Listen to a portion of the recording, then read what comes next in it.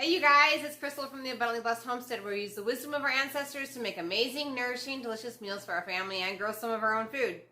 Today I am once again making some meat broth out of chickens, and I thought I'd take you guys along because there's been a lot of questions on the channel. I have a very old video on how to do this, but I thought I'd make a remake to answer some of the questions that you guys have and kind of go over things. So it's a very, very easy process.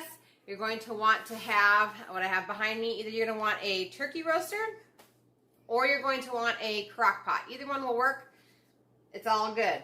And then we'll load this in just a minute, but I just wanted to briefly talk before we load it about the differences between a meat stock and a bone broth. Bone broth is made just with the bones, okay? Sometimes it has a little bit of meat on it when you go to get your animal from the butcher. Sometimes they'll sell you packages of stock bones and they'll have meat on. That's okay, but the majority of the bulk is bones, and the reason why is because the bones, when you make a bone broth, it helps your body to detox. It promotes the detox within the body. Now on the other side of that is what's called a meat broth, which I'm going to be making first. A meat broth is when the bulk of what you're putting into your water solution has meat on it, and so you're releasing all of the delicious nutrients from the meat as well. And this type of broth is used to heal and seal your gut. It is absolutely delicious. It does not promote detox, and it helps to rebuild that lining that's in your gut. So let's get started. Okay, so I have a very, very old roaster here. I do not know the size on this. It's just big, okay? So to this, I've already added 1 gallon of filtered water. And to that filtered water, I'm going to add 8 tablespoons of organic apple cider vinegar. This is raw apple cider vinegar. And you need to remember that ratio. So for every gallon of water that you add to this, you're going to add 8 tablespoons of apple cider vinegar. Okay? Now, in my other videos, if you guys have watched me for any sort of time, I say save your tops. So this is a bag of onion skins and onion tops. Obviously, I've made sure to not save the stickers and stuff like that, but that can go right on into here. The next item that I've saved that's going to go on in here are bottoms of my celery. I love this because I'm cleaning out my freezers as well, so it's kind of a dual purpose here. Next item are whole chickens. You can add as many as you would like. I think I'm probably going to put 2 in here. Next item is chicken feet. We are going to be passing our chickens along to another future in a very cold place very, very soon. And I'm going to try and make a video on how to peel chicken feet. I obviously cannot show the entire butchering process here on YouTube without my channel being taken down. So I'm going to be adding chicken feet. The reason why I add chicken feet is because there's a ton of joints within a foot. It's sort of like your hand has a ton of joints. And so this is an amazing healer of joints. It provides a ton of nutrients for your joints, and it makes a very delicious thick broth that's very nutrient dense. I have not gotten brave enough to put chicken heads in my broth yet, but I've gone as far as the feet go. I'm going to go ahead and add the second chicken. I'm going to add a second package of feet.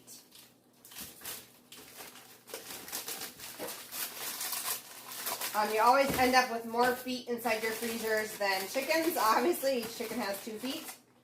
And because you don't use all of your chicken for broth, you end up with a freezer with lots of feet left over in it.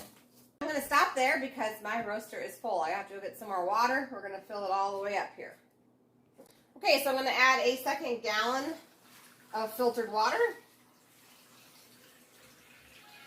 And obviously you can do this into a, you can use a crock pot to this as well. So because I added another gallon, I'm going to add another 8 tablespoons of apple cider vinegar. Apple cider vinegar helps to pull out the nutrients. There we go. So when you're making bone broth, it'll pull out the nutrients from the bones. When you're making meat broth, it's pulling out the nutrients from the meat. Okay, so this is going to get set, at 250 degrees. If you're using a crock pot, you're going to want to put it on low, okay?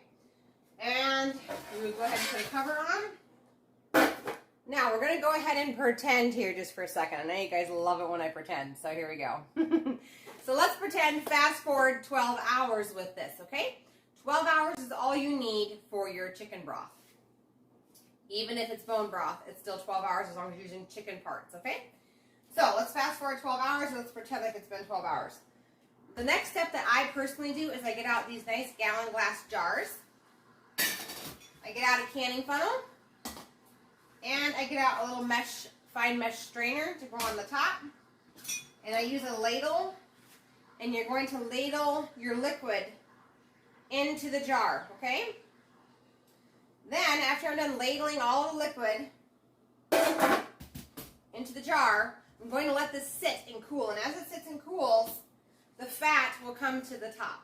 Once this happens, I take I move this to the refrigerator. The fat will harden, and then I take a spoon and spoon off all of the fat off the top. Now, you sure could take a ladle and try and get all of it off as well. The reason why I'm removing the fat is because, number one, I can use it in soups, but number two, I'm going to take this broth and I'm going to can it. Now, you wouldn't have to can it. If you want to know how to can it, I do have a video on how to can chicken broth. I will put it down below. The second option is to put it into a container and allow it to cool, and then you could ladle or pour this into quart-size freezer bags and freeze it. That's perfectly fine too. I'm trying to get as much of my food that we have here in the home shelf stable just due to current events. So I'm going to can mine. So I will leave that link down below on how to do that. Now, let's just pretend like I've removed all the liquid out of my roaster, okay? The next step is to remove the chickens and go ahead and pull all of that meat off. I've had several questions on this channel about how I store all of the meat for my family. I go ahead and I pull all of the chicken meat off of the chickens after I'm done making meat broth, and then I weigh it and put it in 1 pound packages for the freezer, or put it in canning jars and can it. I also have a video on how to can chicken. I will leave it down below, okay? And then, don't throw out the bones. Leave all the bones and everything in here, including the vegetables and everything else, and it can go again for another round with more water and more apple cider vinegar. So for every gallon of water you add, 8 tablespoons of apple cider vinegar, okay? And you're going to let that go for a full another 12 hours. And the liquid that you then strain out using the same process I just told you guys about for the meat broth, that liquid is now bone broth. That can also be canned. That can also be frozen. So that is how I handle my chickens, you guys. Okay, you guys, that is all there is to it as far as making both meat broth and bone broth. If you guys still have questions, leave them down below. Also, I'm going to be putting out a video later on this week, and then for those of you who are still watching this, you guys will get the details. Isn't that nice? For those of you who are still here, I'm going to be putting out a video later this week that is going to have all of the information about the giveaway for the 1,000 subscriber giveaway. It's going to be a video telling you on what you need to do to enter, and then our giveaway will be the Thursday, July 21st at 7 p.m. live right here on the channel. Anyway, so stay tuned for that video that is coming out at the end of this week. Also, don't forget, tomorrow night is the live cooking class. We're going to be making fried chicken gizzards. If you have made chicken gizzards before and you've decided you don't like them because they're too chewy, this is the recipe to try. These chicken gizzards are soft and flavorful and absolutely delicious. So, I hope to see you guys tomorrow night at the class. You guys have a great day. Thanks so much for watching.